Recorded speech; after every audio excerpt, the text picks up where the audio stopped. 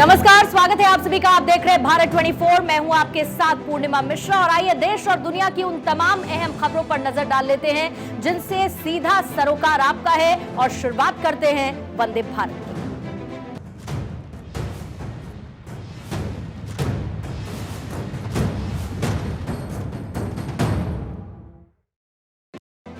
महाराष्ट्र की राजनीति में अभी औरंगजेब और टीपू सुल्तान पर सियासी संग्राम छिड़ा ही हुआ था कि केंद्रीय मंत्री गिरिराज सिंह ने गोडसे को भारत का सपूत करार देकर सियासी कलह को बढ़ा दिया। महाराष्ट्र के कई शहरों में हुई हिंसा के बाद से ही औरंगजेब सियासत के सेंटर में हैं, तो अब गोडसे वाली सियासी गदर कहां तक जाएगी, कैसे राजनीतिक फायदा दिलाएगी, इस रिपोर्ट में देखिए।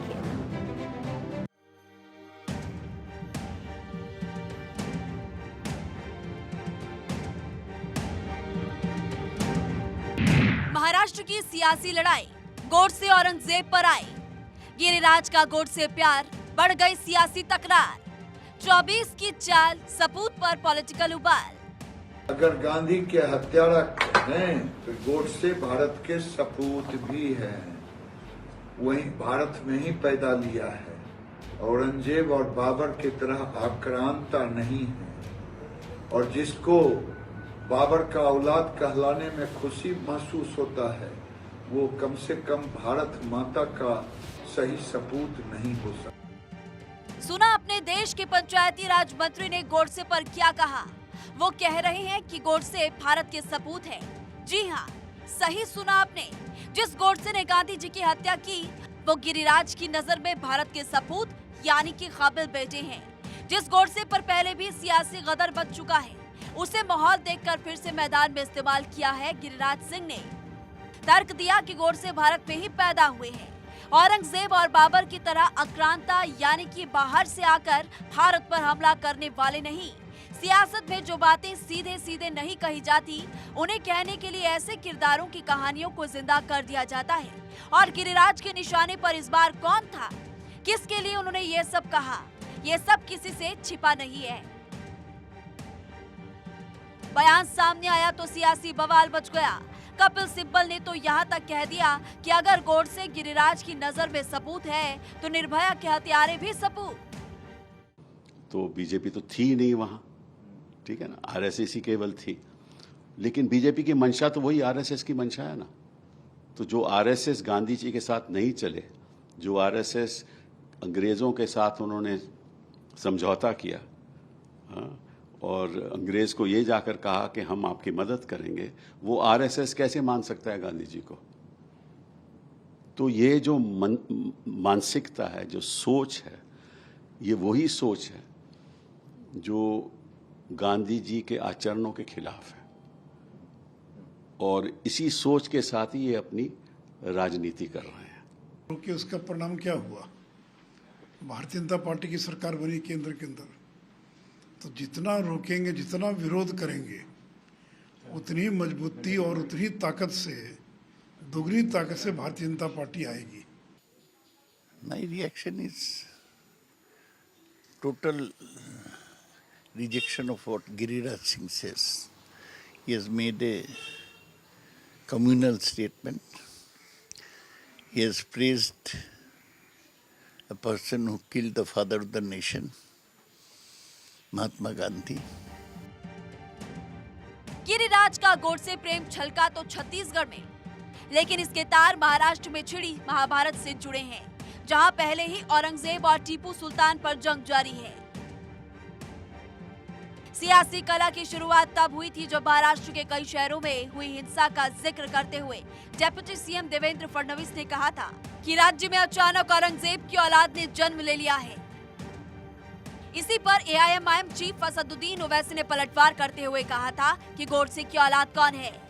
देखिए, महाराष्ट्र में अचानक कुछ जिलों में औरंगजेब की औलादें पैदा हुई है, जो औरंगजेब का फोटो दिखाते हैं, औरंगजेब का स्टेटस रखते हैं, और इसके कारण एक दुर्भावना समाज में पैदा हो रही है और इसके कारण एक तनाव भी निर्माण हो रहा है।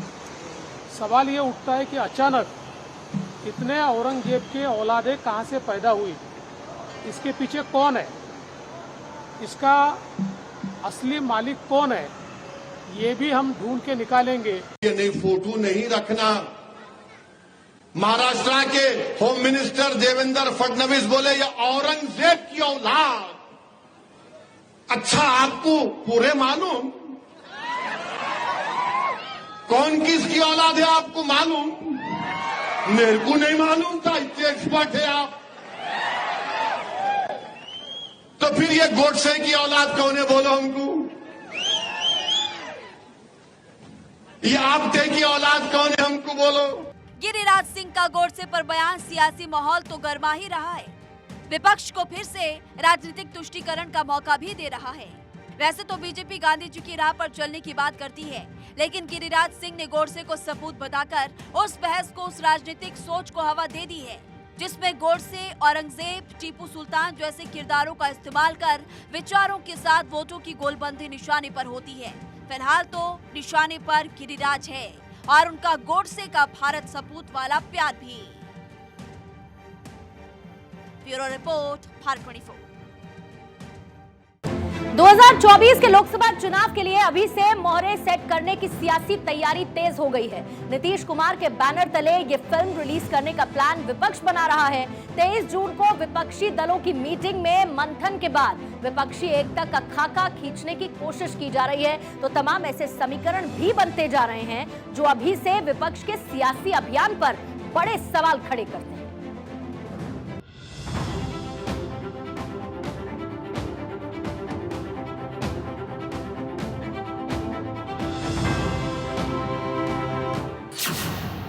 चौबीस की लड़ाई को लेकर बढ़ा द्वंद्व। विपक्षी एकता खंड खंड, टूटने लगे दोस्ती के तार। 24 का महामुकाबला, सियासी मझधार। कर्नाटक चुनाव के नतीजों के बाद से ही देश में विपक्ष की आंखों में चमक बढ़ गई है और उसे यकीन है कि बीजेपी को हराया जा सकता है। लेकिन क्या कर्नाटक वाला फॉर्मूला ही कारगर होगा या नई जिताऊ कहानी लिखनी पड़ेगी? अपनी अपनी ढपली, अपना अपना राग का अंजाम विपक्ष देख चुका है, लेकिन अब ये तैयारी है कि मिलकर मुकाबला किया जाए। इसकी टूटी हुई कड़ियों को जोड़ने का काम नीतीश कुमार ने अपने माथे पर लिया है और पिछले कुछ दिनों में अलग अलग पार्टियों के नेताओं से मुलाकात के बाद मुलाकात करके एक टीम बनाने की कवायद को जारी रखा। नीतीश कुमार की इसी कवायद का लिटमस टेस्ट अब होना बाकी है, क्योंकि नीतीश ने 23 जून को देश भर की प्रमुख विपक्षी पार्टियों को आगे की प्लानिंग के लिए पटना बुलाया है। जानकारी के मुताबिक इस मीटिंग में 15 पार्टियां शामिल होंगी, लेकिन इसकी एकता की पोल भी दलों की सहमति और असहमति की लिस्ट तैयार होने के बाद खुल गई है। आइए आपको बताते हैं कि अभी तक की पिक्चर क्या कहानी कहती है। कौन कौन दल शामिल होंगे? Congress, JDU, RJD, Sapa, TMC, JMM, Shivsena, NCP, DMK, Aam Aadmi party, CPIM, CPI. अब आपको ये बताते हैं कि आखिर मीटिंग से पहले ही वो कौन से विपक्षी दल हैं जिन्होंने मीटिंग से दूरी बना ली है। BRS, Baspa, BJD, YSR Congress, Shiromani Akali Dal, Subhaspa, Biju Janata Dal, AIMIM, JDS, Telugu Desam Party, Lok Janshakti Party. Nitish model blacklisted हो चुका, जनता तय कर चुकी, बिहार की जनता देख चुकी। विकास मॉडल का मतलब है धड़धड़ा कर पुल गिर जाना। I don't think I want to react to everything they say. It doesn't look right to react to everything. Elections will come and people will vote and people will stand. अब यही देखिए, ये दोनों प्रश्न कितने हास्यास्पद लगते हैं सुनने में एक साथ। एक तरफ जो मुख्यमंत्री बिहार में पुल नहीं बना पा रहे, वो विपक्षी ब्रिज कायम कर रहे हैं, विपक्षी एकता का ब्रिज।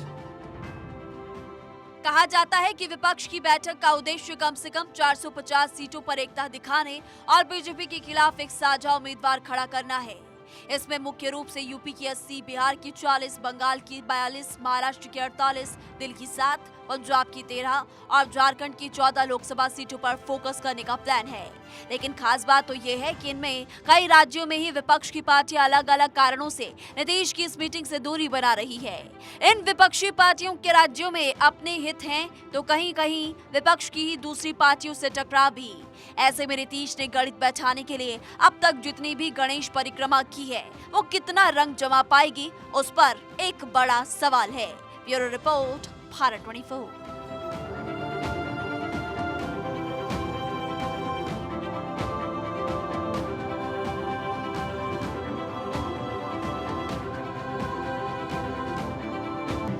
यूपी की सियासत में मुसलमानों के बड़े नेता के तौर पर समाजवादी पार्टी के नेता आजम खान की पहचान होती है, लेकिन आजम के सितारे पिछले कुछ सालों से गर्दिश में हैं। पुलिस ने उन पर मुकदमों का अंबार लगा दिया तो अपने गढ़ यानी कि रामपुर में चुनाव में एक के बाद एक मिली हार से उनके सियासी रुतबे पर भी ग्रहण लग चुका है। लेकिन आजम है कि ना तो उनके तेवर बदल रहे ना ही अंदाज। कुछ दिन पहले पुलिस वाले को एहसान गिनाने वाले आजम अब कैसे पुलिस पर खुला आरोप लगा रहे हैं, ये भी आप देखिए।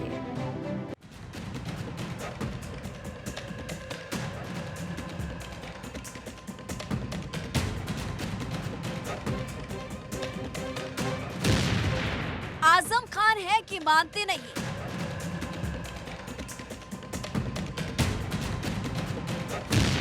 पुलिस वालों को जानते नहीं।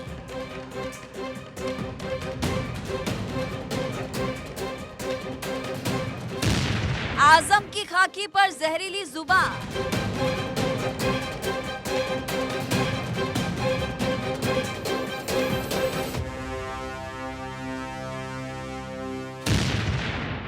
सत्ता गई पर आजम बेलगा। अरे लोग तो मुलवाते हैं। अरे नहीं, हम कैसे मुलवाते हैं? अरे लोग तो मुलवाते हैं। अरे नहीं, हम कैसे मुलवाते हैं? सुना आपने, आजम खान। हाँ, आजम खान कैसे पुलिस पर चलते चलते बड़ा नहीं बल्कि बहुत बड़ा इल्जाम लगा रहे हैं कि आप लोग ही तो मरवाते हैं। जरा फिर से सुनिए। अरे लोग तो मुलवाते हैं। अरे नहीं, हम कैसे मुलवाते हैं? अरे लोग तो मुलवाते हैं। अरे नहीं, हम कैसे मुलवाते हैं? अब आजम खान के हाथ कौन सा सबूत लग गया ये हमें नहीं पता। उन्होंने कौन सी जांच बिठाई थी जिसकी रिपोर्ट आ गई ये भी हमें नहीं पता। लेकिन वीडियो में पूरे तेवर के साथ आजम अपने ही अंदाज में या यूं कहें कि बेअंदाजी में कह रहे हैं कि आप लोग ही तो मरवाते हो। यूपी की सियासत में मुस्लिम राजनीति का बड़ा चेहरा माने जाने वाले आजम खान ने पिछले कुछ सालों में क्या नहीं देखा है। मुकदमों की बौछार, आरोपों की कतार और फिर अपने ही सियासी गढ़ रामपुर में चुनावों में एक के बाद एक हार। यूपी की राजनीति में जिस आजम का सितारा चमकता था वो ऐसा डूबा कि आजम क्या क्या बोल दे रहे हैं ये उनको खुद भी नहीं पता। फिर पुलिस प्रशासन से तो उनकी अदावत बहुत पुरानी है।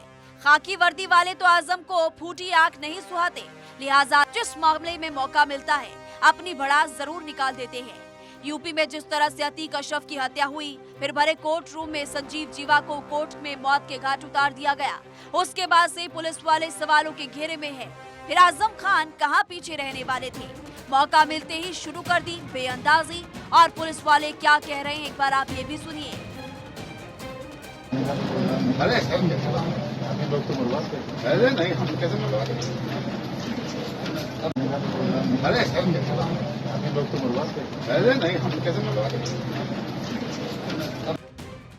अब आपको इस वीडियो की पूरी कहानी भी बता देते हैं। दरअसल आजम खान के बेटे अब्दुल्ला के जन्म प्रमाण पत्र का एक मामला रामपुर के एमपी एमएलए कोर्ट में है।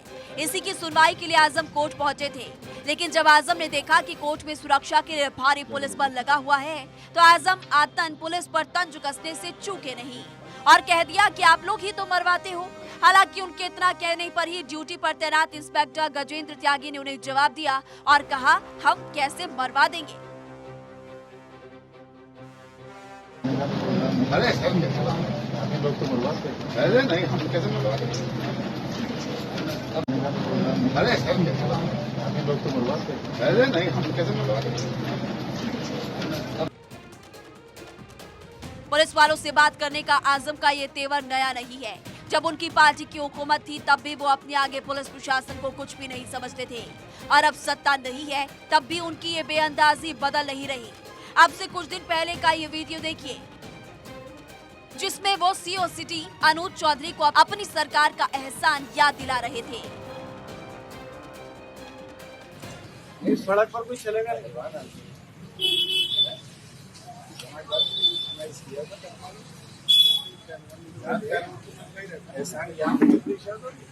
एहसान तो कहता है लोग हवा एक चीज रहेगी, हवा एक चीज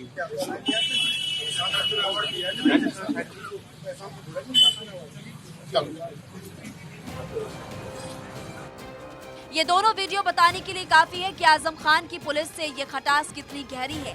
आजम अपने हालातों के लिए प्रशासन को ही विलेन मानते हैं, फिर चाहे उनकी जौहर यूनिवर्सिटी में एक्शन का मामला हो या फिर चुनाव में हार हो। ये उनके भीतर का घाव है जो पुलिस को देखते ही उभर जाता है, और इसके बाद ना तो उनके बोल संभलते हैं और ना ही उनका अंदाज। Bureau report, Bharat 24।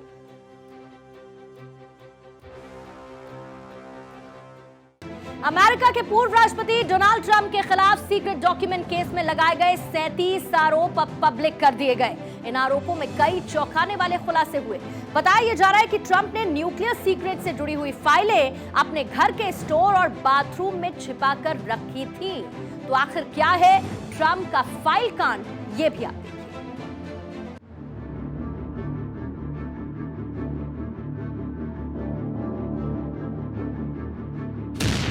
Donald Trump पर संकट भारी, सीक्रेट डॉक्यूमेंट केस की रिपोर्ट जारी।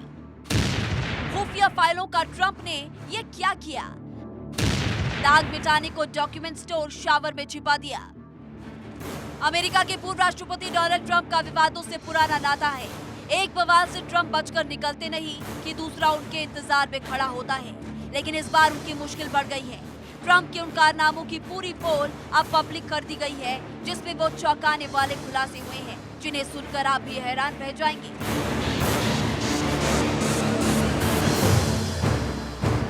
दरअसल डोनाल्ड ट्रंप पर राष्ट्रपति चुनाव हारने के बाद व्हाइट हाउस छोड़ने के बाद भी क्लासिफाइड डॉक्यूमेंट्स और सरकारी रिकॉर्ड को फ्लोरिडा के अपने घर पर रखने का आरोप लगा है।